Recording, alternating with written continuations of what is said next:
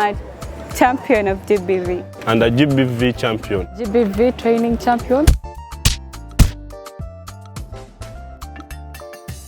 UGANET is a social justice organization that champions human rights in the context of health, HIV, and gender. Over the last 3 days, we have trained champions who are students in the university on GBV, introducing them to what it is and what it looks like within the university community. We trained about 30 of them, and then today we engaged the larger university community.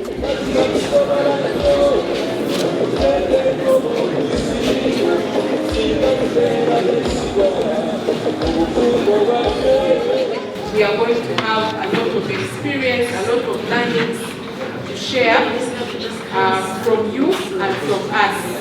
As Security Minister for Gender, I want to inform you that we have legal, national legal and policy frameworks. The Republic of Uganda is mandated to take all the actions against the perpetrators, people who violate other people's rights. You take your time, you do your coursework, you do your tests, you do your final paper, and you come out of the campus, you come back and your marks are not reflected.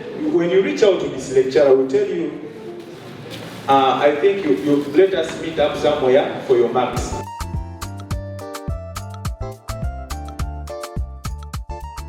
The last 4 days of the training were very okay. I've learned a lot.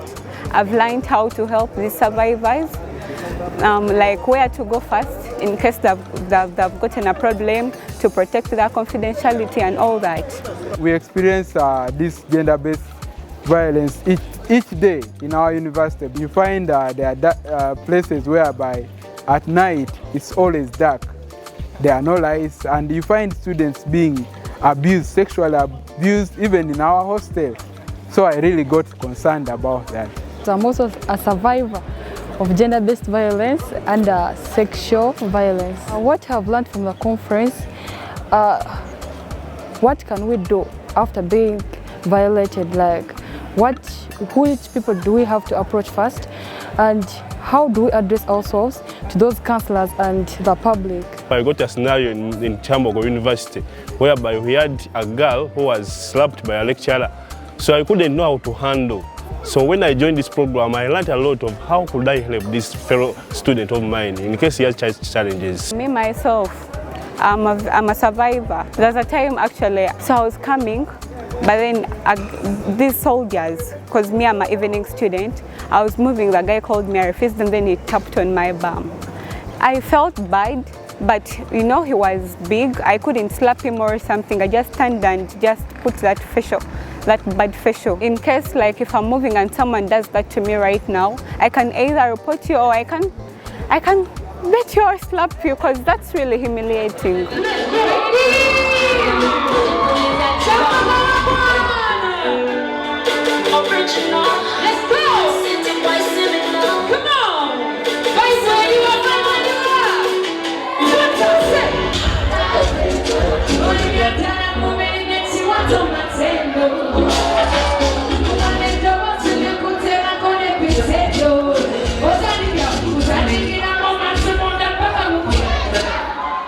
But this 1, 2 minutes, 3 minutes fun should not make you forget where you want to go.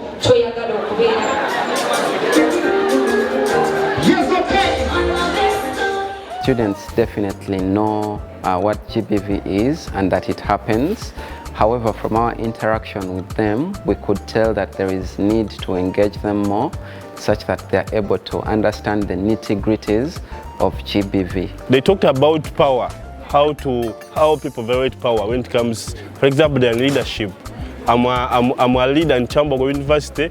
For example, I have my fellow student who has come to approach to me because I have power.